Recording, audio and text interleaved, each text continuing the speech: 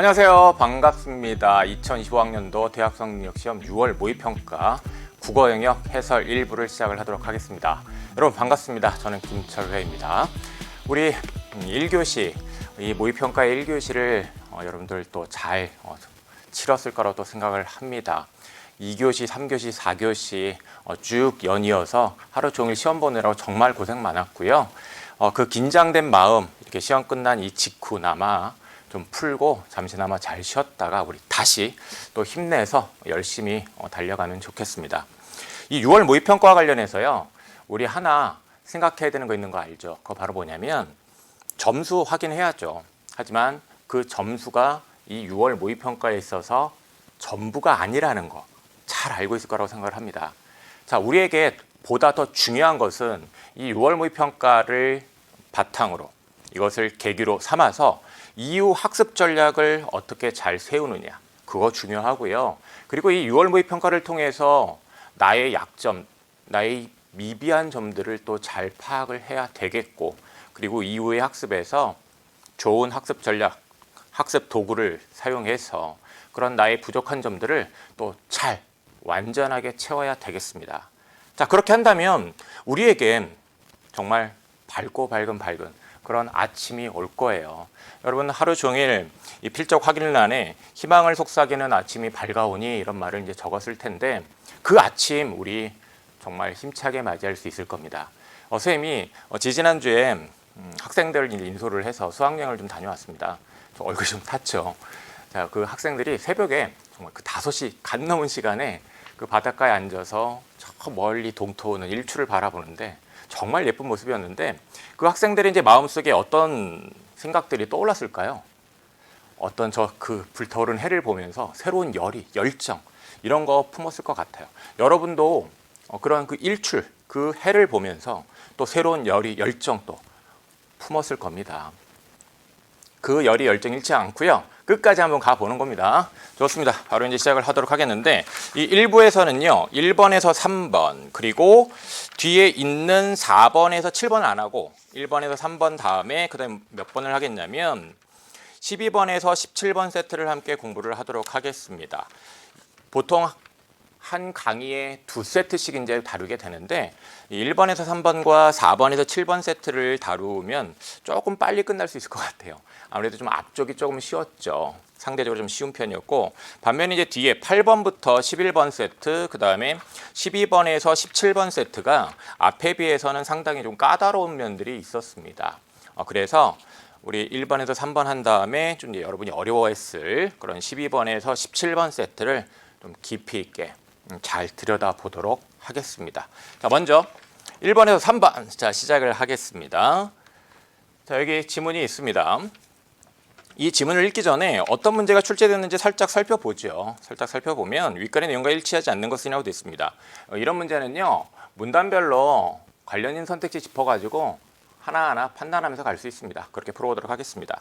그 다음에 이제 2번입니다. 기억 니은에 대한 설명을 가장 적절한 것이라고 되는데, 기억이 이제 신뢰성 평가고 니은이 관련성 평가네요. 그렇다면 이제 우리가 처음 독해할 때부터 이 두 평가에 대한 이해를 해야겠다라는 읽기 목적을 갖고 읽었어야 되는 것이고, 그에 따라 이제 그 둘의 어떤 차이점, 변별되는 내용들을 잘 파악을 해서 그걸 근거로 삼아서 답지에 대한 판단을 빨리 했어야 되겠죠. 3번입니다. 독서록이 제시가 되어 있고 A, B, C, D, E가 그 글상자 안에 이제 밑줄이 쳐져 있는데, 이런 문제 독서 이런 거 관련해서 많이 나옵니다. 이 말은 무슨 말이냐면 지문에 개념이 있을 거예요. 아니면 어떤 읽기 전략이나 방법과 관련된 내용이 있을 겁니다. 개념 아니면 읽기 전략 방법이 있는 거고요. 그거를 밑줄 친 거에 갖다 적용하는 겁니다. 이런 유형의 문제가 매 평가원 시험마다 나오고 있잖아요. 그렇다면 평상시에 이런 유형이 나올 걸 알고 그에 따라 빨리빨리 적용해가지고 판단하는 연습했었어야 되겠죠. 자, 그러면 보겠습니다. 여러 글에서 이제 다양한 정보를 종합해 읽는 능력은 하면서 이제 시작을 하고 있는데, 어느 글이나 여러분 독서나 문학이나 뭐 화작의 글이나 그다음에 엄매의 글이나 어느 글이나 어떤 문제점과 관련된 내용이 제시가 되면요, 주목하세요. 그럼 이제 여기에 이 궁금증 해소나 글쓰기, 이 궁금증 어떤 내가 당면한 어떤 문제일 수 있을 텐데, 자, 그래서 이제 여기 뭐라고 얘기를 하고 있냐면 이 문제 해결을 위한 목적으로라고 얘기를 하고 있어요. 그리고 문제점 짚었으면 그에 대한 짝으로 뭘 이어서 주목해야 되죠? 대안 방안 주목해야 됩니다. 그렇죠. 그래서 이런 문제 해결을 위한 이제 방안으로 이 글에 뭔가가 제시가 돼 있을 거예요. 자, 여기 한 편의 글에 원하는 정보가 충분하지 않다가 이제 문제점이 되겠지. 그리고 이제 이거에 대한 방안, 여러 글을 읽는 게 방안이 되는 거예요. 이렇게 이제 짝으로 짚어서 읽었어야 되겠고요. 자, 이렇게 주목해서 읽은 다음에 이제 1번에서 1문단과 관련된 선택지를 짚어보면 5번 선택지 필요한 정보를 하고 이제 시작을 하잖아요. 필요한 정보. 내가 문제점으로 짚었던 거잖아. 그러니까 내가 주목한 내용이 선택지 앞부분에 나와 있으면 당연히 그 선택지 다 읽고 판단해야죠. 한 편의 글에서 얻지 못할 때는 이 문제점 짚었습니다. 다른 글을 찾기보다 그 글을 반복해서 읽는다. 자, 해결 방안 여러 글을 읽으라고 했잖아요. 그럼 다른 글 찾아야지. 왜 안 찾아요? 쉬운 문제였습니다. 자, 그래서 1번에 5번 답 나오고요. 다음 문단 볼게요. 자, 이 여러 글을 읽으면서 이제 이 문제를 해결할 수 있는데 이 문제 해결에 도움이 되는 글들을 이제 먼저 당연히 찾아야 되겠죠. 이게 이제 먼저 해야 되는 첫 번째 단계가 되겠고요. 그 다음에 믿을 만한 글인지, 그 다음에 읽기 목적과 관련이 있는지 이 두 가지 측면에서 이제 평가가 이루어져야 되는데 믿을 만한 글인지가 신뢰성 평가가 되겠고 읽기 목적과 관련이 있는지가 관련성 평가가 되겠죠. 그래서 믿을 만하다라는 것은 저자, 생산기관, 출판 시기 이런 출처에 관한 정보, 그 출처가 믿을 만해야 되는 거예요. 그걸 살피는 것이고 그 다음에 관련성 평가라는 것은 읽기 목적과 관련이 있느냐, 읽기 목적에 부합하는 정보가 있느냐 이걸 짚는 것이죠. 그래서 읽기 목적을 떠올리면서 이 내용이 읽기 목적에 부합하는 그런 내용인가 아닌가 판단하면서 읽기 목적에 부합하는 내용이 나오면 그 정보를 선택해야죠.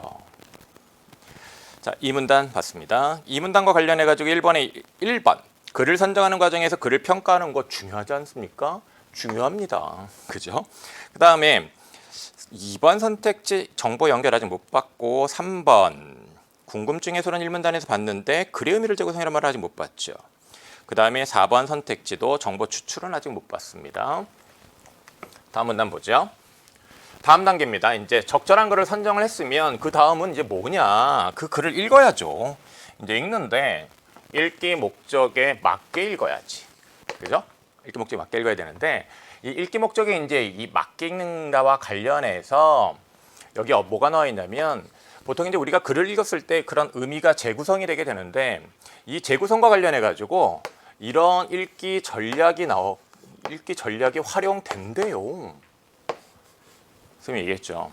독서 이론에서는요 개념이나 어떤 읽기 전략 방법에 관한 정보가 나오고 그 내용은 바로 그 3번 같은 문제에 적용해야 되는 거예요. 그럼 이제 이것들 짚어줘야 되겠는데 순서대로 사용할 것도 아니고 이제 반복해서 여러 차례 이제 사용할 수도 있다는 얘기인데 먼저 이제 선택하기부터 이제 설명을 합니다. 자, 이 3문단과 관련해서 보면 1번의 3번 선택지 궁금증을 해소하기 위한 읽기에서 글의 의미를 재구성하는 전략이 사용될 수 있다고 됐는데 이 재구성하는 것과 관련해서 이 재구성하는 과정에서 사용하는 전략이니까 이 3번 선택지에서 얘기하는 이 전략이라는 것이 요것들이겠죠. 이 전략 궁금증 해소를 위해서 쓰는 거죠. 여기서 얘기하는 이 문제가 지금 앞에 궁금증 해소와 관련이 있었잖아요. 그러니까 자연스럽게 다 연결이 되면서 1번의 3번 선택지 적절합니다. 자, 그 다음에 선택하기란 하고 있습니다. 선택하기란 읽은 글에서 필요한 정보를 추출하는 전략이다 라고 얘기를 하고 있는데 추출 어디서 봤지? 추출 1번에 4번 선택지 있어요. 이렇게 기억나는 말이 있으면 선택지와 관련해서 기억나는 말이 있으면 그 선택지 짚어요 바로. 그래서 판단하면 됩니다. 필요한 정보를 추출하는 거 선택하기와 관련이 있죠. 이 선택하기 문제 해결을 위해서 하는 거잖아요. 그렇죠. 그렇다면 문제 해결을 위한 읽기 목적과 관련이 있습니다. 그렇다면 1번에 4번 선택지도 적절하다. 1, 2, 3, 4, 5 선택지 다 판단했습니다. 정답은 5번입니다.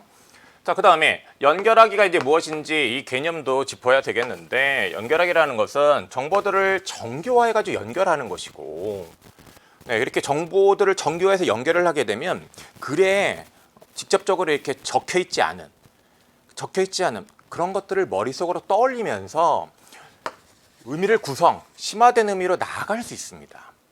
그러니까 눈에 보이지 않는 것들을 내가 머리로 생각할 수 있는 거죠. 그리고 글의 정보를 재구조하는 것은 이제 조직학이라고 해요. 자, 예를 들어서 시간의 순서에 따라서 조직되어 있는 그런 시간의 순서에 따라 나열되어 있는 그런 글의 구조 그걸 가지고 비교대조의 구조로 재구조화할 수 있는 것이지. 구조를 바꿀 수 있는 것이죠. 이게 이제 조직학이다. 그렇게 개념을 이해했어야 되겠죠. 이러한 전략 적극적으로 이제 활용하면 우리 문제 해결 잘할 수 있죠. 필요한 정보들 잘 찾아가지고 독해 잘해서 그죠? 문제 해결을 위한 방안들 잘 찾을 수 있고 그렇죠. 1번 했고요. 2번 봅시다. 기억니은에 대한 설명을 이제 가장 적절한 것은 하고 있는데, 자, 기억은 신뢰성 평가, 니은은 관련성 평가입니다. 글 내용이 수행 과제와 관련이 있는지 평가하는 것은 이라고 되어 있는데, 이 수행 과제라는 것은 자, 이 말을 보자마자 뭘 떠올렸습니까? 1문단에서 자, 이 수행 과제와 관련해서 여러분이 떠올렸어야 되는 것은 1문단과 관련지어서 문제 해결. 그 자체가 결국 뭐냐면 자, 내가 수행 과제라는 어떤 나에게 당면한 문제가 있는 거예요. 그 수행 과제를 수행하기 위해서, 즉 그럼 그 문제 해결을 위한 목적으로 읽어요. 그러면 이거는 읽기 목적과 연결되는 거지. 그럼 읽기 목적과 관련이 있는지 따지는 것은, 판단하는 것은 기억이 아니라 니은이죠. 이렇게 판단했죠. 자, 그 다음에 2번. 읽을 거를 선정하기에 출판사의 공실력은 따지는 것은 신뢰성 평가가 되겠죠. 그렇다면 신뢰성 평가, 기억이 신뢰성 평가인데? 맞네. 그래서 2번 답으로 빨리 골랐어야 되겠고. 3번. 니은에서는 글이 언제 작성되었는지를 중심으로 판단해야 한다라고 얘기를 하고 있는데, 글이 언제 작성되었는지, 즉 글 출판 시기, 어떤 시기와 관련이 있잖아요. 그런 시기와 관련된 것을 평가하는 것은 신뢰성 평가입니다. 그 다음에 정보가 산재해 있는 디지털 환경에서는 기억의 필요성이 사라지고 니은에 대한 요청이 증가한다. 기억, 니은 다 중요하죠. 아예 엉뚱한 얘기예요. 글 내용의 목적에 맞는 정보가 있는지 확인하는 것은, 읽기 목적에 부합하는지를 따지는 것은 뭡니까? 관련성 평가고, 저자의 경력 정보, 이 저자와 관련된 걸 판단하는 것은 신뢰성 평가죠. 정답 2번입니다. 다음 3번을 보겠습니다. 다음은 여러 글을 읽기를 수행한 학생이 이제 독서록이라고 얘기를 하고 있어요. A2에 대해 이해한 내용으로 적절하지 않은 것은 하고 있는데, 우리가 이 글상자 아니면 이제 보기에 있는 이런 글들을 읽을 때 알죠. 그냥 아무 생각 없이 읽으면 안 되고 항상 지문의 내용이랑 짝을 좀 지으면서 읽어야 돼요. 두 가지입니다. 지문의 내용이랑 맞아떨어져, 지문에 해당하는 내용이야. 그러면 대응하는 짝이에요. 또 하나는 지문과 뭔가 반대되는 상반된 얘기를 하는 거야. 지문의 내용과 차이가 있는 거야. 그건 대비되는 짝입니다. 이런 대비되는 짝들을, 이런 글을 읽으면서 여러분들이 좀 판단해야 돼요. 그래서 대응되는 게 있으면 대응시켜야죠. 그래서 이게 보면, 자, 여기 궁금증 생겼습니다. 그러면 이제 궁금증 해소가 읽기 목적이 되는 거죠. 그래서 어떤 문제 해결을 위한 이제 읽기를 하는 것인데, 이 문제 해결을 위해서 결국은 뭐 하겠어요? 1문단에서 이 문제 해결을 목적으로 글 읽기를 할 때 정보가 충분하지 않으면 여러 글을 읽으라고 했거든요. 정보가 충분하지 않아서 아마 여러 글을 읽는 게 제시가 되어 있을 거야. 그죠? 그래서 먼저 이제 동물은 예술가라는 글에서 밑줄친 A, 동물의 그림도 예술 상품이 될 수 있다는 정보를 얻을 수 있었대. 그럼 정보를 뭐 한 거예요? 정보를 뽑아낸 거잖아. 정보를 뽑아낸 거는 뭡니까? 자, 읽기 전략 3가지가 나왔습니다. 선택하기, 연결하기, 조직하기. 그 중에 선택하기랑 대응시켜야죠. 다음 B를 보겠는데, 동물도 재산상의 권리를 가질 수 있다는 정보를 이 글에서 찾은 거잖아. 그럼 찾아서 뽑아낸 거잖아요. 역시 선택하기가 되겠습니다. 그리고 이 정보를 동물은 예술가에서 추천한 정보랑 연결했대요. 연결해서 동물의 그림에도 저작권이 있겠다라는 새로운 의미를 구성한 거지. 의미를 구성한 거야. 이렇게 정보를 연결해가지고 의미 구성하고 하는 것은, 이건 무엇입니까? 연결하기죠. 연결하기고. 자, 그 다음에 저작권의 역사라는 이제 글도 읽었네. 이제 저작권의 의의를 이해하여 동물의 저작권을 가질 수 있다고 판단했는데, 이를 바탕으로 세 글의 정보를 종합해서 동물 저작권의 성립 요건에 관한 인과관계 구조로 정리를 했다고 하는데, 원래는 글의 구조가 이제 어떤 것이었냐면, 내용 구조가 저작권의 개념을 시대순으로 정리한 것이었어요. 이것을 인과관계 구조로 정리를 했다라는 것은 구조를 바꿔서 이해를 한 건데, 의미를 구성한 것인데, 뭡니까? 이것은 조직하기가 되겠죠. 그 다음에 2를 보면 동물 소유권에 관한 다양한 논의에 대한 정보를 추출하였다. 정보를 추출한 거는 선택하기죠. 그렇죠. 이런 세 가지 전략 중에 어떤 것들은 반복해서 쓸 수 있는 겁니다. 그렇다면 이제 1번 선택하기 전략을 활용했겠군. A랑 짝지은 거 맞습니다. 2번 연결하기 전략에 앞서 조직하기 전략을 활용했겠군. B도 선택하기였잖아요. 그렇다면 정답이 2번이죠. 다음 3번을 보겠습니다. 선택한 정보들로 연결하기 전략을 사용했군. 적절합니다. 그 다음에 4번 조직하기 전략 사용한 거 맞죠? 이미 다 설명한 겁니다. 5번 보면 선택하기 전략 사용한 거 맞습니다. 이미 다 설명한 겁니다. 그죠? 네, 3번까지 함께 다 살펴봤고요. 자, 이어서 우리 12번에서 17번 세트로 가도록 하겠습니다. 이 12번에서 17번 세트가 이제 여러분이 좀 당혹스러웠을 수도 있을 텐데, 근데 여기서 강조를 안 할래 안 할 수가 없는 게 있어요. 네, 그게 바로 뭐냐면 연계라는 건데, 지난 2024학년도 수능 매우 어렵다, 변별력이 굉장히 높았다라는 평가를 받고 있습니다. 그 수능에 독서에 4개의 지문이 있었는데 그 4개가 전부 연계가 됐었습니다. 독서 이론까지도 다 연계가 됐었죠. 자, 이번 시험에 나와 있는 사회, 그 다음에 과학, 그 다음에 인문, 이 3개가 역시 이제 연계가 됐습니다. 연계가 됐고요. 그 다음에 지난 수능에서도 사회는 연계 정도가 다른 것에 비해서 상대적으로는 살짝 약했는데, 이번에도 사회는 연계 정도가 좀 살짝 약하긴 해요. 그리고 그 사회가 지금 다른 것에 비해서 상대적으로 그래도 좀 난이도가 조금 낮았는데, 이번에도 그 연계 정도가 조금 낮은 게 난이도가 낮아요. 그런데 이 변별도가 높은 세트 있잖아요. 과학이랑 지금 이번에 인문인데, 이 변별력이 높은 문항들이 많은 세트의 연계가 오히려 더 많이 됐어요. 이거 굉장히 우리가 꼭 반드시 짚고 가야 되는 것이다라는 거죠. 그러니까 우리가 우리 수능에서 좋은 점수를 얻기 위해서 반드시 고려해야 되는 겁니다. 그 말은 무슨 말이냐면, 연계 교재를 가지고 연계 강의를 가지고 여러분들이 정말 그런 좋은 학습 도구를 가지고 효과적으로 공부를 하면, 효율적으로 공부를 하면 모의평가보다도 훨씬 더 좋은 그런 결과를 거둘 수 있다는 겁니다. 이 가나 주제통합 세트에서요, 가의 글은 여러분이 매우 빨리 읽었어야 되고요. 그 빨리 읽었음에도 불구하고 그 내용에 대한 이해가 정확하게 이루어졌어야 됩니다. 그 이유는 뭐냐? 가의 내용의 핵심 내용이 연계되어 나온 거거든요. 그 말은 무슨 말이냐면, 내가 연계 교재를 제대로 공부했다고 한다면 이 가에 있는 내용은 이미 내가 알고 있는 것이니 알고 있는 것을 읽어? 금방 읽게 되는 거예요. 처음 보는 낯선 걸 읽을 때는 시간이 오래 걸리지만 그 차이가 매우 큽니다. 그래서 작년 6월 모의평가에서도요, 이 독서에서의 연계가 그 전보다 굉장히 뚜렷하게 됐었어요. 그래서 작년에 6월 모의평가 끝나고요, 수능특강 독서가 엄청 많이 팔렸어요. 선생님이 수능특강 독서 대표 저자라서 또 그에 대한 얘기를 들어서 잘 알고 있는데, 네, 엄청 많이 팔렸습니다. 그래서 선생님 좋은 점이 있는데, 여러분 올해도 작년처럼 이렇게 연계가 되고 있기 때문에 이 독서 연계에 대해서도 여러분들이 굉장히 정말 신경을 많이 써서 공부를 해야 된다는 점 다시금 강조를 좀 하도록 하겠습니다. 자, 이 글에서 이제 선생님이 연계 출제 요소를 짚어줄 텐데, 그 부분 연계된 거라고 잘 표시를 해놓고요. 아, 이런 게 연계되는 거구나. 이런 거를 이 연계 교재 수능특강 수능 완성 공부할 때 신경 쓰면서 공부를 하면, 아, 내가 수능 보는데 정말 도움을 많이 받는구나. 그런 것들에 대한 학습을 꼭 하기 바랍니다. 자, 먼저 문제를 좀 한번 쭉 훑어보도록 하겠는데, 12번 문제 문두에 출제 요소가 나와 있습니다. A어의 입장. 이 A어라는 말이 여기서 처음 봤으면 안 돼요. 이 A어가 바로 연계된 거죠. 자, 이번 시험은 공교롭게도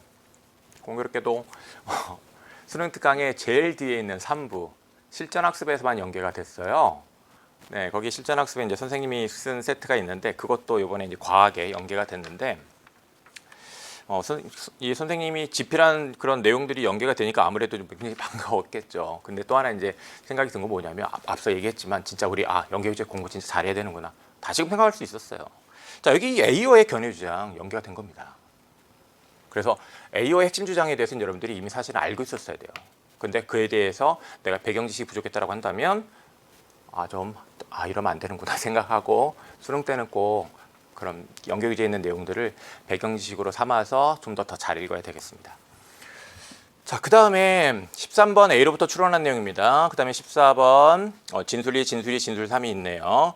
그리고 이제 거기 선택지 점이 찍혀져 있는데 그 앞에 있는 말들 전통적인 윤리학자 에이어 행크스 그러면 이 글에서 여러분들은 어떤 읽기 목적을 가졌어야 되냐면 에이어와 전통적인 윤리학자 행크스의 견해 주장을 정확하게 이해하는 그 차이점을 파악하는 읽기 목적을 가졌어야 돼요. 그 읽기 목적에 따라 읽었어야 됩니다. 자, 그 다음에 15번 기억을 이해한 내용이라고 되어 있습니다. 몇몇 논리학자들이 제기한 문제인데, 자, 이 제기한 문제 이와 관련해서 이 내용을 정확하게 이제 파악을 했는지 짚어야 되는데 15번 문제 틀린 사람들 적어 놓으세요. 선생님이 EBS의 뭐 독서 강의에서도 그렇고 학교에서 수업할 때도 그렇고 정말 많이 강조하는 게 이제 바로 뭐냐면 이 독해를 할 때 이 문제 삼고 있는 것을 정확하게 파악을 해야 한다는 걸 참 많이 강조를 하거든요. 이 글에서 뭐 A라는 학자가 문제를 삼든 글쓴이가 문제를 삼든 뭔가를 문제 삼고 있는 내용이 있으면요. 반드시 정확하게 파악하세요. 거기가 핵심 출제 포인트예요. 명심하도록 하고요. 자, 그래서 이제 15번 이 문제 삼고 있는 것을 정확하게 파악하지 못했기 때문에 틀린 것이다. 15번도 많이 틀린 것 같아요.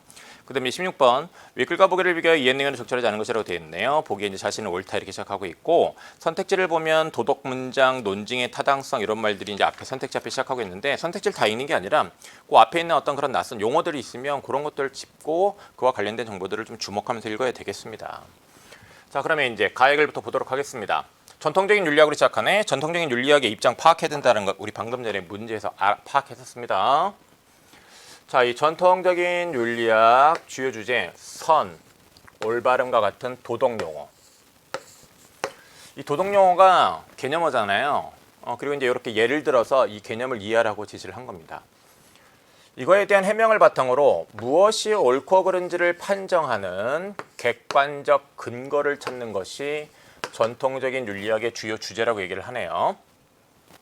근데 이제 답은 잘 찾지는 아직 못했고 계속 이제 찾고 있는 과정이라고 얘기할 수도 있겠네요. 이러한 상황에서 A어는 도덕적으로 옳고 그름에 관한 문장인 도덕 문장이 자, 여기 이제 도덕 문장에 또 이제 개념이 나와 있는데 도덕 문장 자 견해 주장을 다루는 글에서 이렇게 개념을 설명하는 말들이 함께 지지가 되는 경우가 참 많습니다. 그래서 이 개념에 대한 이해를 바탕으로 견해 주장을 이해해야 되는 경우가 많아요. 네.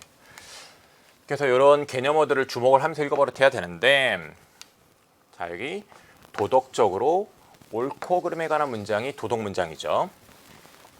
진리적 합성이 또 무엇인지 설명하고 있네. 진리적 합성, 즉 참 또는 거짓일 수 있다라는 성질이 진리적 합성인데 이런 진리적 합성을 갖지 않는다라고 누가 에이어가 주장을 한 거예요. 그럼 머릿속에 도덕 문장은 진리적 합성을 갖지 않는다. 이게 이제 에이어의 견해 주장이라는 것이 머릿속에 들어와야 되는데 이런 내용이 수특에서 다 이해할 수 있었던 거예요. 수특에서 다 이해할 수 있었던 거예요. 에이어의 핵심, 이 견해 주장이 연계된 거다. 다 연계된 거다.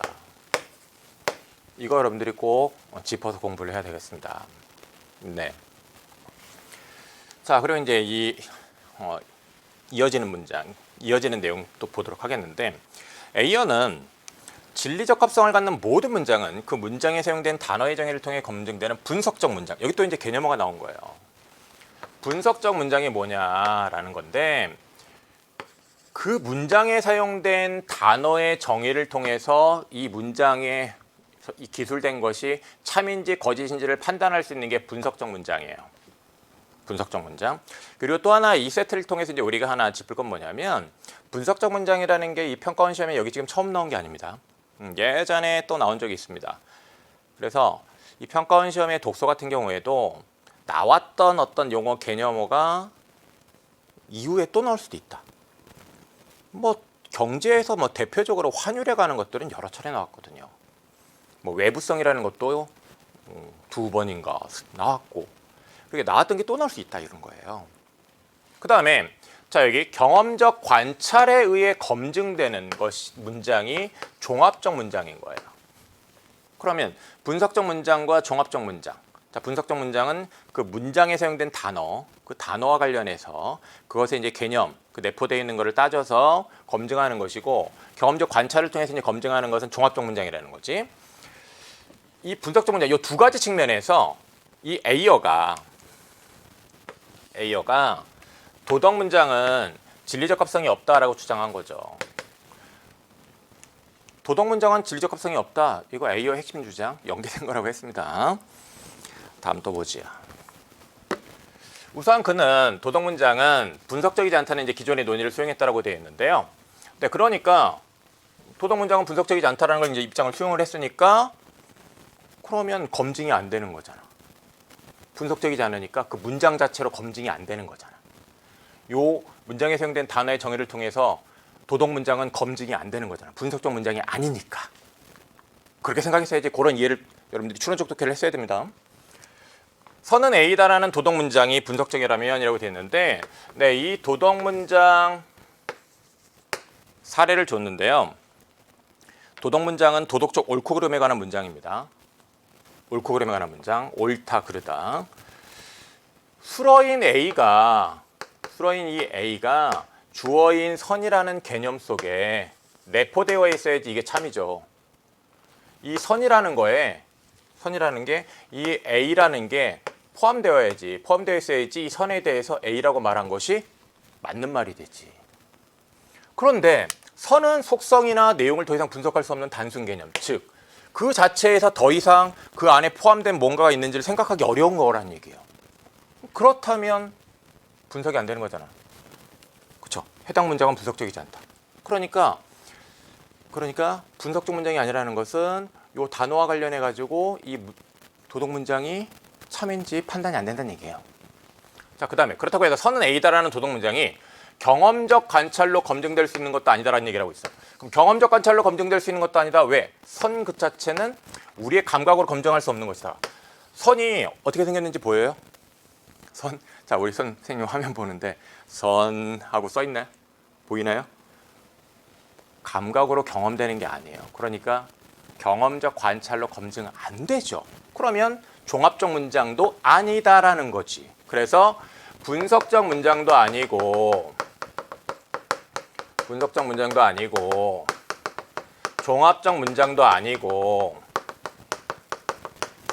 따라서 자, A어가 뭐라고 주장했다고? A어가 진리적 합성, 즉 참 또는 거짓일 수 있다라는 성질 갖는다 안 갖는다? 갖지 않는다. 진리적 합성 갖지 않는다. 즉 참 또는 이런 거짓으로 판단 안 되는 거예요. 그게 A어의 입장입니다. 네. 그래서 이런 맥락으로 이제 여러분들이 내용을 이해를 해야 했고요. 다음을 봅시다.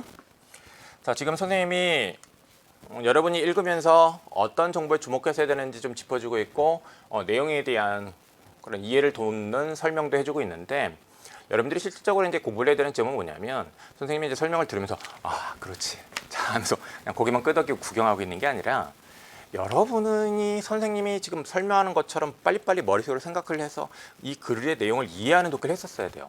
근데 그런 선생님이 설명하는 것들을 여러분들이 머릿속으로 독해할 때 떠올리지 못했다고 한다면 나의 독해에 좀 부족한 점이 있는 거거든요. 그래서 이제 그런 것들을 설명 들은 이후에 스스로 떠올리면서 한번 이 글을 읽어보는 그런 독해 훈련을 하는 것이 진짜로 중요한 겁니다. 도덕 문장은 다양한 감정이나 태도를 표현하고 타인의 감정을 불러일으키는 정서적 의미를 갖는다고. 자, A어의 이제 주장에 나와 있습니다. A어는 도덕 문장이라는 건 진리적 합성을 갖지 않아요. 그러니까 이제 참 또는 거짓으로 이렇게 판단이 되는 게 아닌데, 다양한 감정이나 태도를 표현하는 거야. 그래서 타인의 감정을 불러일으키는 정서적 의미를 갖는 거야. 그게 이제 A어의 도덕 문장에 대한 입장입니다.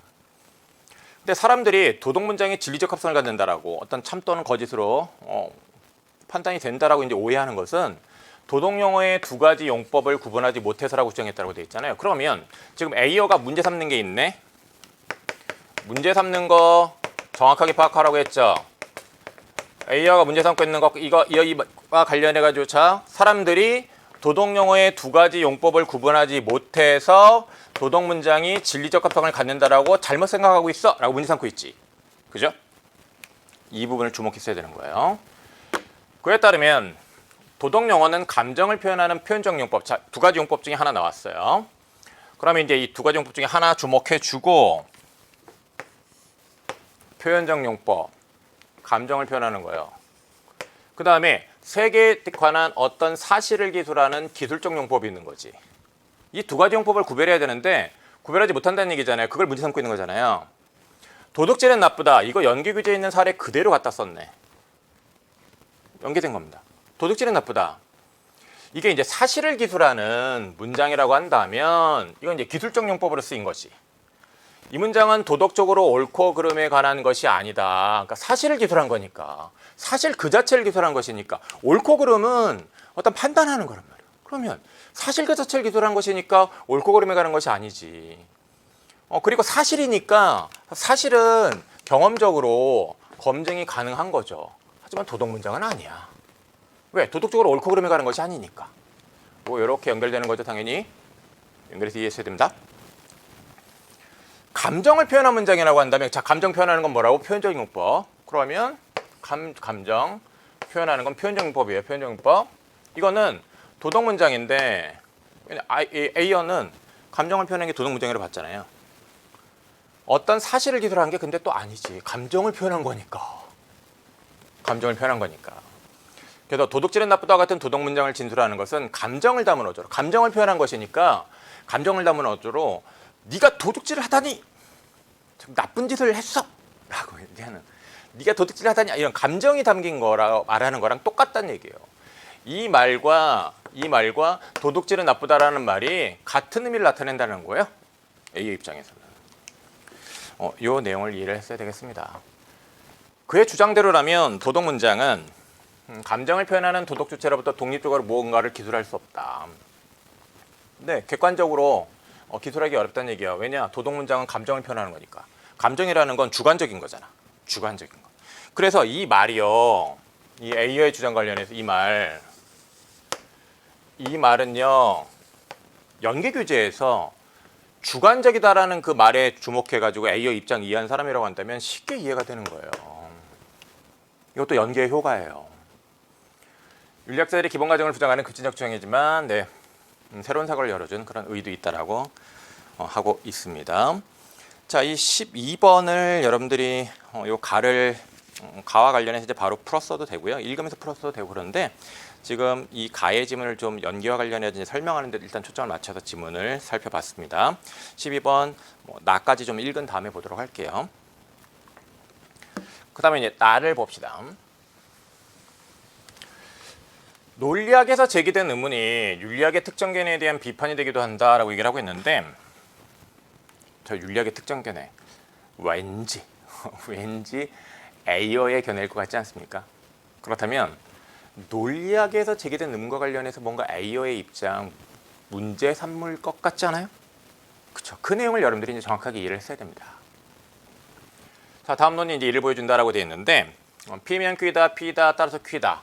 요런 이 논증 형식 자체가 낯선 학생들이 이제 있을 수 있을 거예요. 이 전권 긍정식이라고 되어 있는데, 자, 이와 관련 있는 내용이요, 또 역시 평가원 기출에 나온 적이 있습니다. 그래서 여기서 선생님이 간단하게 좀 여러분들이 이후 학습 전략과 관련해서 하나 짚고 가면, 독서에서의 배경 지식은 실제 시험장에서 그 지문을 읽는 데 큰 영향을 미칩니다. 내가 많이 잘 알고 있는 내용이 지문에 나오면 그 지문을 나는 좀 더 빨리 정확하게 잘 읽을 수 있습니다. 그 배경 지식을 그렇다면 쌓아야 하는데, 우리가 이 배경 지식을 어떻게 쌓아야 하느냐? 연계 규제로서 여러분들이 독해 훈련, 사고 훈련, 문제 해결 능력을 기르는 공부를 하면서 배경 지식을 쌓아야 합니다. 연계 출제 포인트라는 것, 선생님이 강의에서 많이 강조하는 것인데, 그 포인트에 주목하여 배경 지식 쌓아야죠. 또 하나는 기출과 관련해서 기출에, 즉 이미 출제된 그런 개념이나 원리 자체가 또 여러분에게 배경 지식이 되어야 합니다. 그래서 이 논리학과 관련하여 이 형식, 이 논증 형식이 기출 공부 열심히 했으면 좀 익숙한 학생들이 있을 거예요. 그런 측면 생각해야 되겠고요. 자, 전권 긍정식은이라고 얘기를 하고 있는데, 이 앞에 있는 게 전권이고요, 뒤에 있는 게 후권이에요. 그럼 앞에 이 전건을 긍정한다는 얘기예요. 그래서 P면 Q이다 라고 한다면 이게 여기가 전건이잖아. 여기가 이제 후건이고, 그래서 이 전건과 관련해 가지고 P다 라고 이 전건을 긍정하는 거예요. 지금 긍정한 거예요. 그래서 이 두 개가, 이 두 전제가 참이면 그에 따라 Q이다, 따라서 Q이다, 이 Q이다도 반드시 참이 된다라는 거예요. 이게 이제 전건 긍정식입니다. 결론 Q이다. 자, 두 전제가 참이면 반드시 참이라는 뜻에서 타당하다라는 얘기입니다. 그래서 이런 전건 긍정식, 이게 이제 타당하다라는 것인데, 왜냐? 전건을 전건이 참이니까 당연히 그 뒤에 있는 것도 이제 참이 된다라는 것인데, 단독으로 진술되는 경우를 얘기를 하고 있습니다. 단독으로 진술되는 경우에는 감정이나 태도를 표현할 수 있다라고 얘기를 해요. 그런데 조건문 P면 Q이다의 이런 부분, 자, 이 P다를 단독으로 표현된 거라고 본다면, P면 Q이다라고 하면 이 P다가 여기 조건문의 한 부분으로 들어가 있죠. 부분으로 들어가 있고, 이렇게 부분으로 포함되는 경우에는 감정이나 태도를 표현할 수 있는 게 아니다라는 거예요. 대비되네. 자, 그럼 이제 요거를 이해를 해야 되는데, 사례를 통해서 이제 잘 이해를 하라고 있습니다. 귤은 맛있다. 이 귤에 대한 화자의 선호라는 감정을 표현한 것이죠. 귤은 맛있다. 그러면 귤은 맛있다가, 자, 이 귤은 맛있다가 됩니다. 근데 귤이 맛있다면 하면서 조건문의 한 부분으로 들어가. 조건문의 한 부분으로 들어갔을 때, 자, 이것이 귤은 비싸다의 어떤 조건이 되잖아요. 조건이 되는데, 이때는 단순하게 선호를 표현하는 게 아니라는 거야. 비싸다의 어떤 조건으로 제시가 된 것이지, 이것이 말하는 사람이 이 귤을 좋아한다라는 그런 감정을 표현한 게 아니라는 거예요. 이해할 수 있죠? 화자의 선호를 표현하지 않는구나. 그렇다면 단독으로 쓸 때는 그런 선호, 감정을 표현할 수 있지만, 부분으로 들어가면 감정을, 이런 선호를 표현하지 않는다고 볼 수 있구나. 이렇게 이해했으면 돼요. 그렇죠? 이에 전건 긍정식에 P가 감정이나 태도를 표현하는 문장일 때, 이 P가 감정이나 태도를 표현하는 문장일 때, 이 P면 Q이다의 요 P랑 여기에 이 P랑 여기에 이 P랑 차이가 생길 수 있죠. 왜냐하면, 자, 이때는 선호, 감정을 표현하잖아. 근데 요 선호, 감정을 표현하는 경우에도 여기 P로 들어가게 되면 이때는 선호, 감정이 아니잖아. 그죠? 그러면 내용에 차이가 생긴단 말이야. 같은 게 아니란 말이에요. 이 두 개가 차이가 생길 수 있다는 얘기야.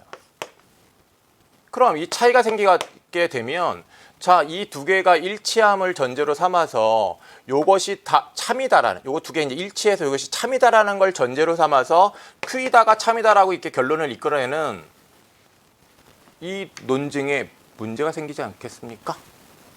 그 점을 짚었어야 돼요. 그래서 여기 이 두 전제의 참이 결론이 Q이다의 참을 보장하지 않는다. 그러면 여기서 이제 문제 삼고 있는 건 바로 뭐예요? 이 차이가 생기는 걸 문제 삼고 있는 거잖아. 그러니까 이 차이라는 것을 문제 삼고 있는 것으로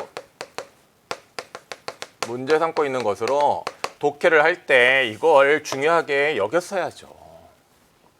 이런 포인트를 정확하게 짚어서 잘 이해를 하느냐가 독해 실력이거든요. 자, 몇몇 논리학자들이 제기한 문제 이거예요. 여기 이게 기억에서 문제 삼고 있는 거예요. 기억에서.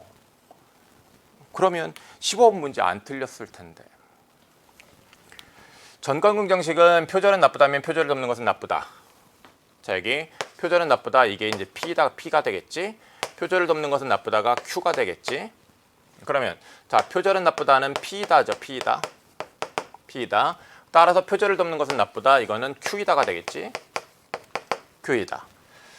직관적으로 타당해 보인다라는 얘기인데, 여러분 직관적이란 말이 나오면, 이런 논리학과 관련해서 직관적이란 말이 나오면 어떻게 생각하면 되냐면, 그냥 아무 생각 없이 넘어가지 말고, 쉽게 얘기하면 머리로 추론 안 한다는 얘기예요.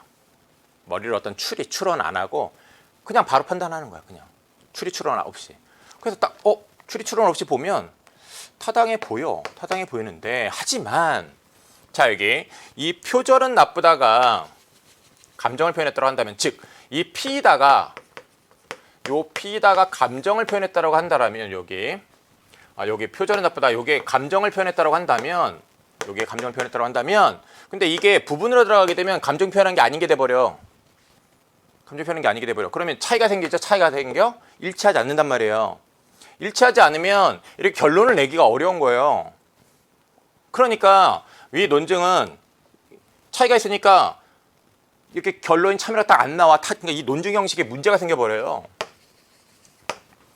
타당하지 않다고 해야 된다는 얘기예요. 그러므로 A어의 윤리학 견해를 고소하려면, 자, A어의 윤리학 견해를 이와 관련해서 이제 고소하면, 자, 이렇게 문제 삼는 입장에서 보면 A어의 윤리학 견해는 문제가 있어요. 그 문제 삼고 있는 걸 정확히 짚어서야 되는데, 어떤 문제가 있는 것이냐? 정권 긍정식 자체의 타당성을 부정해야 돼. 즉, 이 정권 긍정식 자체가 논리적으로 타당하지 않다라고 얘기를 해야 돼. 이 정권 긍정식의 타당성이라는 건 뭐냐면, 그 앞에 나와 있는데, 자, 거기 나의 처음에 이제 시작할 때 봅시다. 두 전제가 참이면,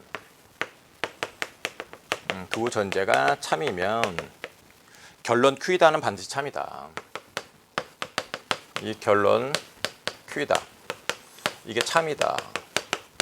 이게 타당성인데, 이 정권 긍정식 자체의 타당성 자체를 아예 부정을 해버려야 돼. 이 자체가 논리적으로 문제가 있다라고 얘기를 해야지 돼. 그래야만 이 P다가 감정을 나타낸다라는 게 문제가 안 되는 거예요. 그렇죠? 아니면 자, 보세요. 이게 타당해. 논리적으로 문제가 없어. 논리적으로 문제가 없는 것인데, 여기에다가 이 감정을 표현한다는 P다를 넣었더니 뭔가 문제가 생기면 누구 탓이겠어? 문제가 없는데. 이 P다 감정 표현한 이거 탓이, 이 입장 탓이지. 그럼 A의 견해에 문제가 있다라는 거잖아요. 이렇게 A의 견해에 대해서 문제 삼을 수 있다라는 거예요.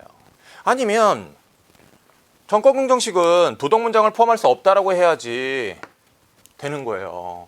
이렇게 이 차이를 문제 삼는 입장에서는 A의 견해는 문제가 있어. 그래서 A의 견해를 지지하기 위해서는 이 정권 긍정식에 이런 P다, 이런 도덕 문장, 자, 그래서 이 도덕 문장이 이런 P다에 들어올 수 없다라고 봐야지 되는 거야.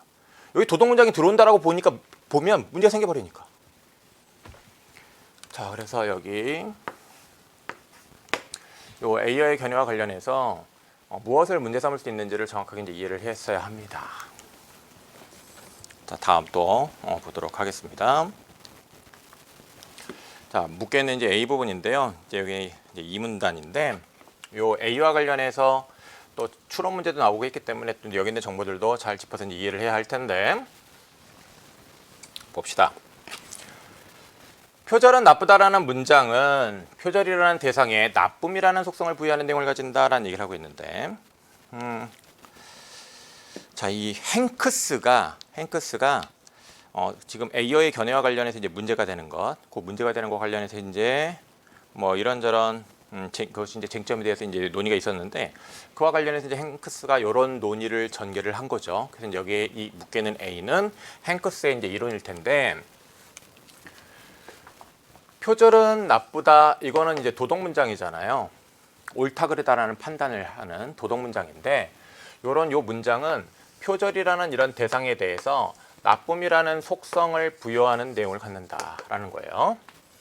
화자의 이런 표절은 나쁘다라는 이런 진술은 그 내용과 이제 완전히 무관할 수는 없어요. 완전히 무관할 수 없기 때문에 그런 문장은 단독으로 진술되든, 자, 단독으로 진술되든 그렇지 않든, 자, 그렇지 않든 하면 또 여러분 앞에 있는 사례 떠올려야지. P다가 P면 하고 조건문의 부분으로 들어간 거지. 그럼 그건 단독이 아니야. 자, P다라고 이제 진술이 되든 아니면 P면 하고 조건문의 부분으로 들어가든 어떤 경우든 간에 판단적이라는 얘기를 하고 있어. 그러면서 자, 행크스의 이론 견해 주장 제시라는데 개념이 나와 있는 거예요. 이런 개념을 같이 주목해줘요. 문장이 판단적이라는 것은 대상의 속성을 부여하는 내용을 지니는 것이 그 문장의 본질이라는 거예요. 그렇다면 문장이라는 것은 본질적으로 속성을 부여하는 거야. 그러면 모든 그런 판단적 문장에는 속성이 부여되어 있는 거잖아요. 속성이 부여가 되어 있으니 그 속성과 관련해서 참 또는 거짓 판단이 된다는 얘기예요.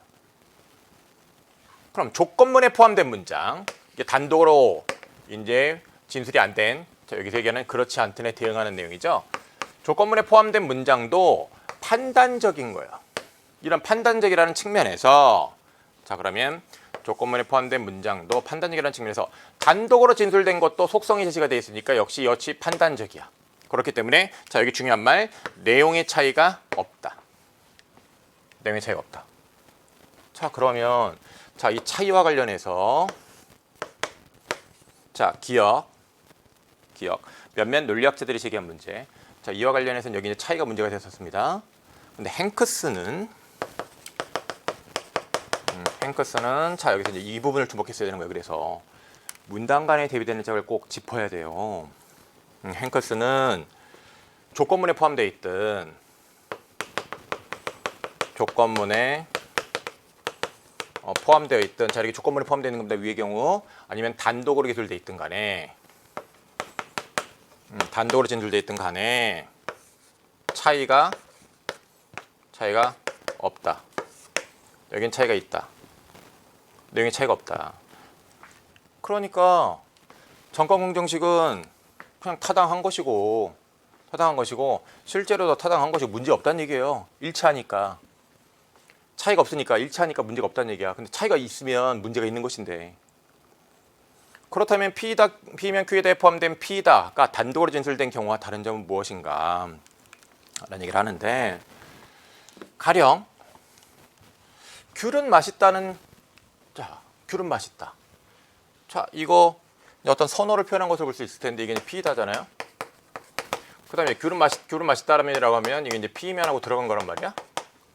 귤은 비싸다라는 이제 조건문에 포함되는 경우에 화자가 대상의 속성을 부여하는 행위를 하는 것은 아니에요. 무슨 말이냐면 귤은 맛있다면 이렇게 P면이다라고 얘기를 하면 비싸다의 조건으로 제시한 거기 때문에 이 내용은 화자가 이 귤에 대한 선호의 그런 감정을 표현한 건 아니라는 거야. 그러면 그런 속성을 부여하는 행위를 지금 이 문장을 기술할 때는 이루어지지 않았다라고 볼 수 있어. 그렇더라도 그러나 이 맥락에서도 자 모든 문장, 자 문장의 본질은 뭐라고요? 문장의 본질은 자 거기 다시 한번, 자 문장이 판단적이라는 것은 대상의 속성을 부여하는 내용을 지니는 것이 그 문장의 본질이라는 거야. 그러니까 본질을 발현하지 못했지만 본질적인 걸 잃어버린 건 아니에요. 즉 그 속성이라는 걸 잃어버린 건 아니야. 그래서 이 판단적 본질이라는 것을 여전히 갖고 있는 거야. 이 조건문에서도. 그러니까 단독으로 기술되었든 간에 요 조건문으로 들어갔든 간에 다 그 문장 자체는 대상의 속성을 부여하는 내용을 지니고 있다는 얘기예요. 차이가 있는 건 아니다. 차이가 있는 게 아니다. 이 지점을 정확하게 이해를 했어야 됩니다. 네, 이런 논리학과 관련된 내용들을 여러분들이 읽고 이해하는 연습을 좀 많이 해야 되겠습니다. 12번을 보죠. 가에 나타난 A의 입장으로 이제 적절하지 않은 것 하고 이제 묻고 있는데, 도덕용어를 기술적 용법으로 사용한 문장은 검증이 가능하다라고 얘기를 하고 있는데요. 네, 기술적 용법으로 기술된 것은 사실을 기술하는 것이기 때문에 사실을 기술했다. 그렇다면 그 사실 관련된 어떤 경험을 통해서 이제 검증이 가능하다라고 가의 3문단에서 얘기를 하고 있습니다. 네, 가의 3문단에서 얘기를 한 것이라니까 당연히 맞는 말 되겠고, 2번 표현적 용법을 활용한 도덕 문장은 자신의 감정을 표현하는 문장과 동일한 의미를 표현한다라고 되는데, 이 자신의 감정을 표현하는 문장이란 말을 봤을 때 여러분들이 지문에 있는 어떤 사례를 떠올렸어야 되죠. 요 표현적 용법을 활용한 이 도덕 문장 관련해서 같은 의미로 지대해 있는 그런 감정을 표현하는 문장, 바로 지문에 있는 어떤 사례를 떠올렸어야 되겠습니까? 자, 지문의 그 3문단의 이제 아래쪽에 보면 감정을 담은 어조로 네가 도둑질을 하다니 라고 얘기한 거, 그걸 떠올렸어야죠. 그거나 표현적 용법을 활용한 도덕 문장이나 동일하게 그런 감정을 나타내는 것입니다. 맞습니다. 그 다음에 주어와 수로의 의무관계를 통해 어떤 문장을 검증할 수 있다는 얘기인데, 그럼 이건 무슨 문장이라는 얘기예요? 이 문장 딱 보자마자 머릿속으로 분석적 문장이라고 떠올렸어야죠. 자, 이런 걸 떠올려야지 이런 선택지된 판단이 잘 되는 거예요. 안 그러니까 이제 12번을 또 많이 틀린 건데, 분석적 문장 검증할 수 있다라는 것은, 자, 이런 문장 이건 검증할 수 있다. 분석적 문장이다. 벌써 나왔잖아. 이걸 떠올리는 순간 여기 나와 있으니까 이 선택지된 판단이 얼마나 빨리 이루어지는 거예요. 1초도 안 걸리는 거지. 자꾸 떠올려야 돼요. 이런 거 보자마자 자꾸 그에 해당하는 용어를. 도덕용어의 용법은 도덕용어가 기술하는 사실의 종류에 따라 기술적 용법과 표현적 용법으로 구분할 수 있다고 되어 있는데, 선생님은 이 문제를 풀면서요, 이 4번 선택지 딱 보자마자 이거 애들 많이 틀리겠다. 이거 많이 틀리겠다라는 생각했습니다. 왜 그런 생각했냐면 여기에 함정이 있거든요. 지금 여기 보면 이 도덕용어의 용법과 관련해서요, 두 가지 용법이 있다고 지금 설명을 하고 있습니다. 기술적 용법과 표현적 용법이 있다고 설명했거든요. 그러면 시작과 끝을 연결을 하면요, 문장과 관련해서 이 선택지의 이 내용이 지문과 관련해 가지고요, 지문과 왠지 맞는 것처럼 보이지. 근데 여기에 지금 사실의 종류에 따라 구분된다 했잖아. 이걸 살짝 끼워 넣기 한 거거든요. 요즘 평가원에서요, 변별력을 높이는 굉장히 하나의 중요한 방법으로 자주 사용하고 있는 게 바로 뭐냐면 이렇게 살짝 끼워 넣는 겁니다. 살짝. 요거 잘 짚어내야 돼요. 우리 기술적 용법은 사실을 기술한 거예요. 하지만 표현적 용법으로 기술되는 건요, 사실을 기술하는 게 아닙니다. 감정을 표현하는 것이지. 이런 얘기 다 지문에 있잖아요. 그러면 이것은 사실을 기술하는 게 아닌데 사실의 종류에 따라 이거랑 이거로 나뉜다라고 얘기를 하면 이게 지문에 맞는 말입니까? 아니잖아요. 그래서 답을 4번으로 골랐어야 되는 겁니다. 도덕문장에 진리적 합성이 있다는 오해는 도덕문장을 세계에 대한 어떠한 사실을 기술한 것으로. 자, 문제 삼은 게 뭐예요? 자꾸 기술적 용법으로 기술된 거. 그거를 도덕문장이라고 자꾸 잘못 생각한다라는 거야. A의 입장에서는 도덕문장이라는 것은 감정을 표현하는 것인데, 이런 기술적 용법과 표현적 용법을 자꾸 헷갈려가지고 이 기술적 용법으로 기술된 것으로 자꾸 도덕문장을 해석하는 게 문제인 거예요. 그래서 A어가 무엇을 문제 삼고 있는지를 정확하게 이해한 사람이라고 한다면 이 5번 선택지가 적절하다는 판단을 할 수가 있었습니다. 네, 적절한 판단을 할 수가 있었습니다. A어가 문제 삼고 있는 것은요, A가 문제 삼고 있는 것은 사람들이 기술적 용법으로 기술된 거를 자꾸 도덕 문장이라고 생각하는 거야. 그래서 거기 3문단의 이제 중간 정도에 보면 이런 기술적 용법으로 기술된 것, 이런 사실을 기술하는 문장은 도덕 문장이 아니라고 얘기하고 있거든. 도덕 문장이 아닌데 왜 자꾸 도덕 문장이라고 여기냐 이거지. 이 두 개를 헷갈려가지고 그걸 문제 삼고 있잖아요. 그래서 요 5번으로 고른 사람들, 이 5번을 고른 사람들 많은데, 이와 관련해서 자, 명심할 것, 읽기가 풀기를 좌우한다. 읽기에 따라 풀기가 달라진다. 명심하고, 이걸 잘 판단 못했다는 건 자신의 읽기부터 문제가 있었다는 것인데, 읽을 때 뭘 잘 못한 겁니까? 다시 강조할게요. 문제 삼고 있는 것을 무엇을 문제 삼는지 정확하게 파악했다 못했다? 파악하지 못했다. A어가 무엇을 문제 삼는지 정확하게 이해하지 못했다. 그 지점에 초점을 맞춰서 다시 읽어보고 다시 판단해 봅니다. 그러면 미흡한 점이 보완될 것이고요. 수능에 유사한 게 나오면 안 틀립니다. 13번 볼게요.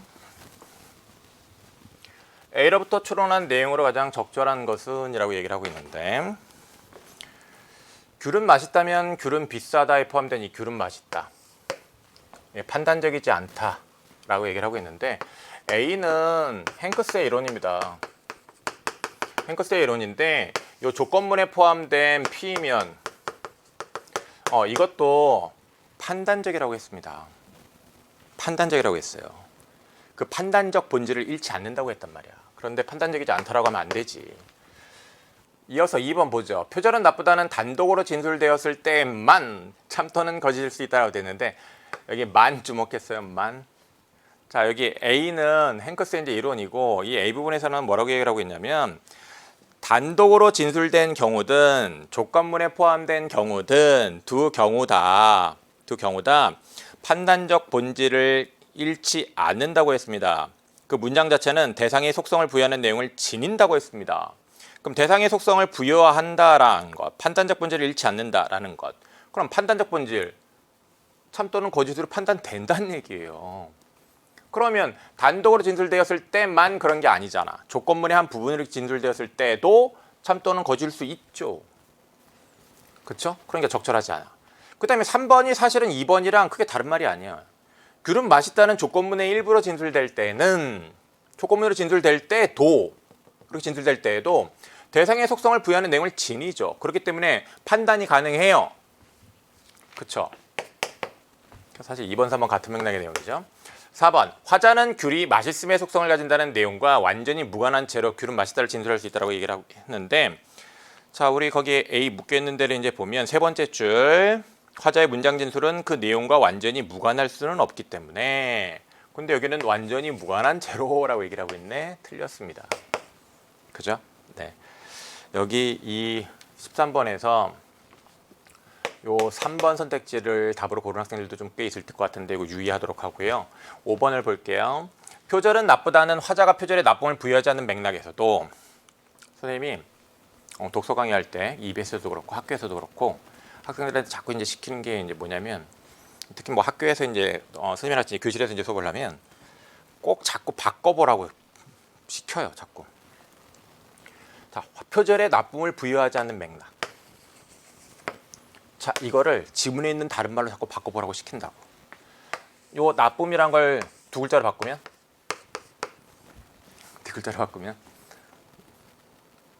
초성 힌트 줬잖아요. 떠올렸어요? 속성을 부여하는 거예요. 자, 그럼 속성을 부여하지 않는 맥락을 이걸 지문에 있는 말로 다시 바꾸면 속성을 부여하지 않는 맥락 A에 나와 있습니다. 속성을 부여하지 않는 맥락. 자, 지문에 자 A의 아래쪽에 있는데 아래쪽 조건문에 포함되는 경우 화자가 대상의 속성을 부여하는 행위를 하는 것은 아니기에 속성을 부여하지 않는다고 했어요. 부여하지 않는다가 이 맥락에서도 그러면 조건문에 포함되는 경우잖아 이거. 조건문에 포함되는 경우 이렇게 지문에 있는 말을 바꿔야죠. 빨리. 조건문에 포함되는 경우에도 판단적 본질을 여전히 잃지 않는다고 돼 있단 말이야. 그 말은 판단적 본질을 유지할 수 있다라는 말이지. 아, 그렇다면 5번이 맞는 말이구나. 이렇게 생각했어야 되는 거죠. 5번 선택지에 대해서 적절성을 잘 판단을 빨리 못했다라고 한다면 우리가 읽을 때 단독으로 진술된 경우, 조건문에 포함되는 경우 이 두 가지의 경우를 정확하게 그 대비되는 내용을 구별하지 못한 것에서 1차적 원인이 있을 수 있고요. 글 읽을 때 그 두 가지 경우를 정확하게 짚어서 조건문에 포함되는 경우에도 즉 속성을 부여하지 않는 그런 맥락에서도 판단적 본질을 여전히 잃지 않는다는 걸 이해했어야 되는데 그걸 이해했음에도 불구하고 선택지를 잘 판단을 못했다고 한다면 이런 말들을 지문에 있는 말로 못 바꾼 거예요. 이 바꾸는 연습까지 해줘야 되는 거야. 요 점 유념하세요. 다음 보겠습니다. 다음은 이 글을 읽고 학생이 작성한 학습활동지이다. 이 글을 바탕으로 할 때 적절하지 않은 것은 하고 이제 묻고 있는데 객관적으로 존재하는 도덕적 사실이 있다. 전통적 윤리학자는 저 객관적으로 존재하는 것 그걸 이제 찾기 위해서 노력을 했죠. 그렇다면 전통적 윤리학자 입장에서는 도덕 판단의 근거는 도덕 주체로부터 독립적으로 존재하기 때문이다. 독립적으로 존재하는 걸 인정하는 입장 맞습니다. 근데 에이어는 반대입니다. 저런 객관적인 건 존재하지 않는다. 주관적인 거다. 도덕 문장이라는 건 감정을 표현하는 거다. 그렇기 때문에 그 화자 주체의 감정을 표현하기 때문에 도덕 주체로부터 독립적일 수 없다. 이게 에이어 입장이잖아. 맞아요. 도덕 문장은 참 또는 거짓이라는 속성을 갖는다라고 얘기를 하고 있는데 에이어 옳지 않다. 그렇죠? 참 또는 거짓으로 진술될 수 있다라는 것은 이건 지문에 있는 말로 바꾸면 뭐예요? 지문에 있는 말로 바꾸면 진리적 합성이에요. 이 에이어는 진리적 합성을 갖지 않는다라고 봤거든. 그러니까 A의 입장에서는 옳지 않다라고 얘기를 하겠지.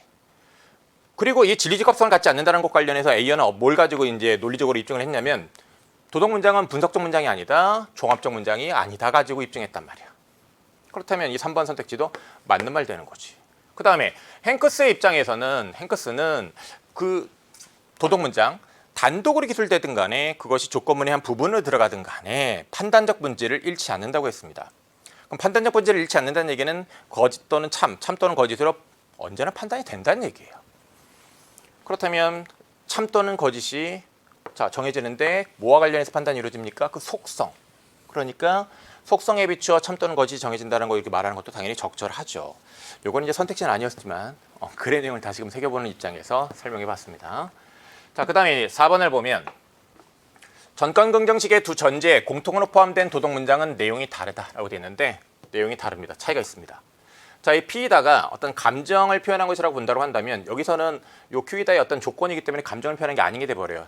차이가 생긴다 이 말이에요. A의 입장에서는 옳다. 도덕 문장은 전권 긍정식의 전제로 사용되면 진리적 합성을 갖기 때문이다.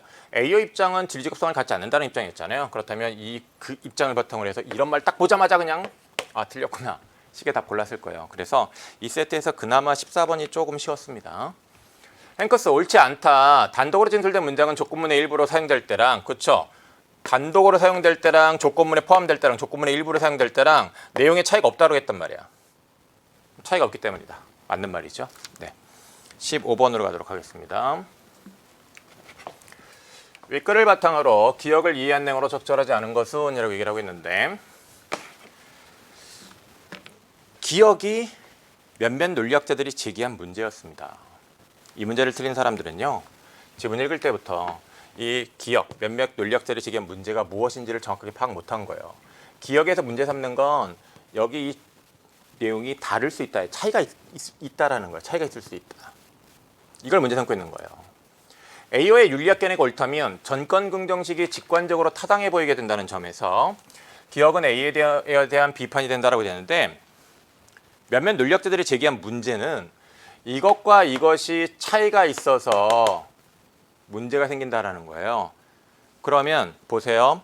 이 지문에 제시되어 있는 맥락은 뭐냐면 지문에 제시되는 맥락은 기억 다음을 보세요. 기억을 다음을 보면 표절은 나쁘다면 표절을 돕는 것은 나쁘다.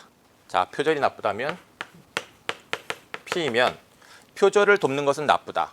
Q이다. 그 다음에 표절은 나쁘다. P이다. 따라서 표절을 돕는 것은 나쁘다. 따라서 Q이다. 이거 추론하지 않고 그냥 이게 보면 이거 직관적으로 타당해 보여요. 직관적으로 타당해 보이는데 근데 이 기억에서 문제 삼고 있는 건 뭐냐면 이게 직관적으로 타당해 보이는데 이 P와 이 P가 감정을 표현한 거로 본다면 차이가 생겨서 문제가 된다는 거야. 직관적으로 타당해 보이는 게 문제가 되는 게 아니라 그러면 직관적으로 타당해 보인다라는 게 문제가 아니란 말이에요. 기억의 문제가 아니란 말이야. 그 기억의 문제 삼는 것이 A어의 윤리학 견해를 비판하는 게 되는 건데 그러면 직관적으로 타당해 보이게 된다는 것이 기억에서 문제 삼는 게 아니니까 결국은 이 타당해 보인다는 점에서 기억이 A어에 대한 비판이 된다고 말하는 것은 적절하지 않죠. 연결이 안 되는 거야. 1번이 답이죠. A어에 대한 비판이 되는 건 뭡니까? A어에 대한 비판은 이렇게 차이가 생겨서 이 논증 자체에 어떤 그런 타당성에 어떤 문제가 생길 수 있다라는 건데 이런 문제점에서 A어의 견해를 이제 들여다보면 A어의 입장은 도덕 문장을 포함하는 전권 긍정식의 타당성을 부정해야만 이게 지지가 되는 거예요. 그런 문제가 있는 거예요. A어의 입장은 전권 긍정식은 도덕 문장을 포함할 수 없다고 해야만 지지가 되는 그런 문제가 있는 거예요. 그래서 나의 1문단의 그 끝부분, 뒷부분의 내용을 A어에 대한 비판으로 여러분이 이해를 해야 했습니다. 잘못 짚어낸 것이죠. 직관적으로 타당해 보이게 된다는 것이 A어에 대한 비판이 아니에요. 자, 그 다음에 기억에 따르면 도덕 문장을 포함하는 전권 긍정식이 타당하다면 이 전권 긍정식이 타당하다면 도덕 문장이 감정을 표현한다는 견해는 수용될 수 없다. 그렇죠? 이것이 논리적으로 타당한다고 한다면 이 논리적으로 타당한 걸 문제가 되게끔 만드는 요 도덕 문장이 감정을 표현한다는 거, 이걸 감정을 표현한다고 보면 문제가 되잖아요. 그 감정을 표현한다라는 견해는 수용할 수 없는 거예요. 그렇죠? 이게 맞는 거니까. 그 다음에 3번 기억은 전건경 정식에 타당하려면 두 존재 모두에 나타나는 문장의 내용이 일치하면 일치한다. 이게 논리적으로 문제가 없으려면 이 두 개가 일치해야 돼요. 근데 이걸 P다가 감정을 표현하는 걸로 보면 차이가 생겨가지고 문제가 되는 거야. 그러니까 이 자체가 논리적으로 문제가 없다라는 입장에서는 감정을 표현한다는 견해는 수용될 수 없는 것이고 내용이 일치해야 하는 거예요. 내용이 일치해야만 문제가 없는 거예요. 맞는 말이죠. 4번 기억은 도덕문장뿐 아니라 개인적 선호를 나타내는 문장에 대해서 제기될 수 있다고 되어 있는데 네, 개인적 선호를 나타내는 문장 예를 들면 이제 귤은 맛있다와 관련해서 귤은 맛있다면 귤은 비싸다. 그 예를 이 나에서 설명하고 있잖아요. 귤은 맛있다면 귤은 비싸다도 그 앞에 귤은 맛있다 면 할 때 그 조건문에 들어가 있는 것 귤에 관한 화자의 선호를 표현하지 않습니다. 네, 그에 따라 귤은 맛있다는 화자의 선호를 표현 안 하잖아요. 그러면 마찬가지로 이 둘 사이에 내용의 차이가 생길 수 있습니다. 그러면 이 둘 사이에 차이가 생기니 자 도덕문장뿐만 아니라 개인적 선호를 나타내는 그런 문장에 대해서도 제기될 수 있다는 걸 우리가 맞다라고 확인할 수 있는 거지. 맞습니다. 5번을 볼게요. 도덕문장을 판단적이라고 보는 이론에 따르면 이건 누구의 이론? 행크스의 이론. 행크스의 이론 기억은 애당초에 발생하지 않는다. 그렇죠? 기억. 문제 삼는 건 뭐예요? 이 둘이 일치하지 않는 건 문제 삼는 거잖아요. 차이가 생기는 거. 행크스 입장에서는 이 둘의 차이가 생기지 않는다고 봐요. P면 Q이다에 포함된 그럼 P다. 그 다음에 단독 P이다. 차이가 없다고 봐. 그러니까 애당초 문제가 생기지 않아요. 맞아요. 그래서 특히 이제 여기 15문제와 관련해 가지고 요 3번, 4번 쪽을 좀 답으로 고른 사람들 아무래도 정확하게 이제 내용을 이해를 잘 못한 것이고요.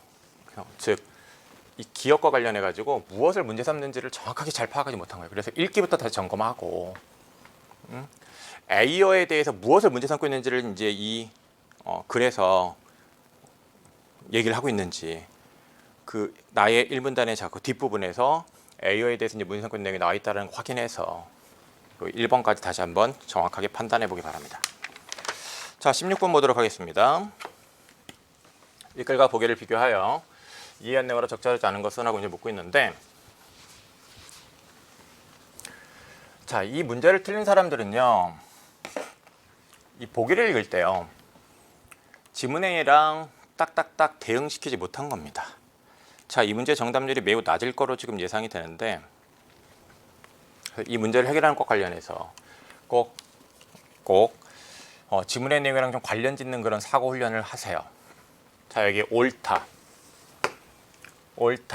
나쁘다 이 말을 보자마자 이거 지문의 내용이랑 대응시켰어야죠. 자, 지문에 보면 1문단 시작할 때 선, 올바름 그 다음에 거기 1문단의 5번째 줄 옳고 그름 옳고 그름이잖아. 옳고 그름. 그러면 이런 옳고 그름에 관한 문장 자 그렇다면 폭력은 나쁘다 자선은 옳다. 자, 이 두 개의 사례 이 사례는 지문에 있는 말들로 바꾸면 도덕 문장이에요. 그쵸? 그 다음에 옳다 그르다 이런 것들이 이제 도덕 용어고 도덕 문장이야. 그 다음에 자 여기에 찬성이 나오고 반대가 이제 나왔는데 여기 중요한 말이 태도를 표현한단 말이야. 이것도 이제 연계와 관련이 있는데 하필이면 우리 그 손뜨강 교재의 제일 뒤쪽에 있는 실전 학습 3부에서 이제 연계가 돼서 거기까지 미처 공부한 학생들에게 이제 이게 낯선 내용이 돼서 이제 좀 더 많이 틀렸을 것도 같은데 이 A어가 이렇게 도덕 문장이 이런 감정, 이런 태도를 표현하는 걸 이제 이해를 했었단 말이에요. 그래서 이제 태도를 표현한다라고 얘기를 하고 있는데 이게 감정을 표현한다랑 맥락이 연결되는 거예요. 자, 도덕 문장을 포함하는 자선은 옳다면 자 여기서 아예 요것들이 이제 도덕 문장이라는 힌트를 여기서 줬어. 그래서 자선은 옳다가 도덕 문장이에요. 요 도덕 문장을 P면으로 포함하고 있는 요 문장은 자 요 조건문은 태도에 대한 태도를 표현한 것이다 라는 얘기래요. 말이 좀 어렵죠. 태도에 대한 태도. 자선은 옳다도 태도예요. 자 여기 자선은 옳다도 태도야. 그래서 여기 봐봐. 자선은 옳다, 봉사는 옳다. 자선은 옳다가 나타내는 태도가 있는 거예요. 그 다음에 봉사는 옳다가 이 봉사에 옳다는 것에 대한 태도가 있는 거야. 반대도 태도잖아. 반대도 태도잖아, 태도. 그 다음에 옳다는 찬성하는 태도잖아요. 그러면 자, 이 옳다라는 이 태도에 대한 봉사는 옳다는 태도야. 태도에 대한 태도지. 이건 찬성이고 찬성하는 태도고. 태도에 대한 태도지. 근데 이 태도에 대한 태도가 일관적이어야 되는데 비일관적이라는 건 문제가 된다라는 거예요. 자선은 옳다면 봉사는 옳다, 자선은 옳다, 따라서 봉사는 옳다. 타당하다라는 뜻은 이런 뜻이다라는 얘기를 하는 것인데, 네, 봉사는 옳다에 그래서 반대를 하면 안 돼요. 논리적으로 비일관적이면 게 되는 거예요. 자, 이런 거를 이제 이해한 상태에서 1번 선택지를 이제 보면요. 도덕 문장이 태도나 감정을 표현한다는 주장은 이거 A의 입장과 이제 연결되는 거 아니겠습니까? A의 입장과 이제 연결이 될 텐데 도덕 문장을 포함하는 조건문이 태도에 대한 태도를 표현한다. 자, 도덕 문장을 표현한 조건문이 태도에 대한 태도를 표현한다라고 얘기하는 건 이건 결국 뭐예요? 도덕 문장이 태도를 나타낸다는 거잖아. 그럼 도덕 문장이 태도를 나타낸다는 것과 앞의 A어의 주장이 모두 주관적인 거잖아요. 그러니까 서로 상충하지 않는 거죠. 상충하지 않잖아요.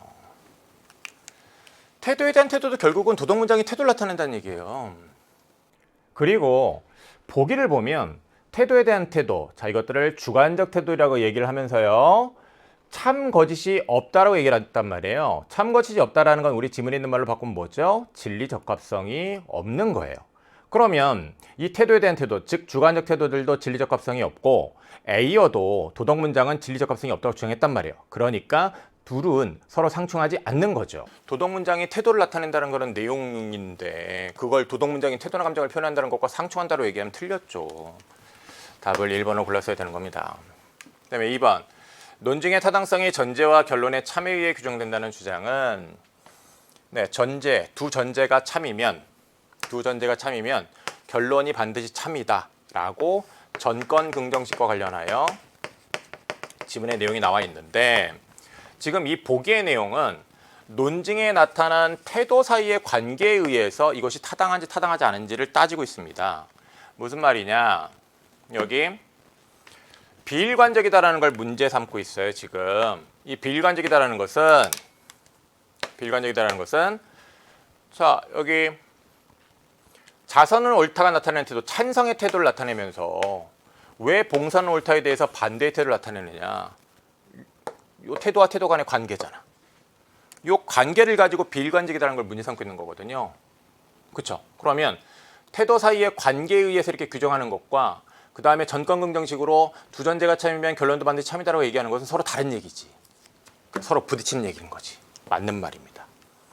자, 그 다음에 3번. 무엇이 윤리적으로 옳고 그른지에 대한 객관적 기준을 세워야 한다는 주장은 전통적 윤리학의 입장인 거죠. 도덕 문장은 찬성과 반대라는 주관적 태도를 나타낸다는, 이런 주관적 태도를 나타내는 게 바로 이제 A의 입장인데, A의 입장 관련이 있는데 A의 입장은 전통적 윤리학자 입장과 다릅니다. 근데 이런 것들이 다 연계된 거예요. 상충하는 건 맞지요. 그래서 연계에 대해서 우리가 신경 써야 되겠다. 4번, 5번 마저 보죠.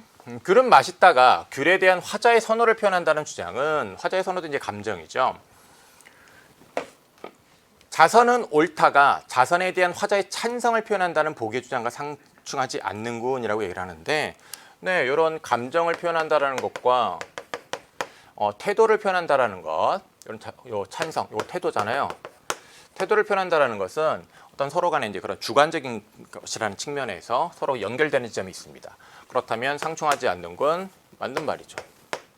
그 다음에 도덕질은 나쁘다. 자, 이 나쁘다 도덕 문장일 텐데, 이 도덕질은 나쁘다 관련해서 이제 A의 입장에서는 정서를 표출하는 거라고 봐요.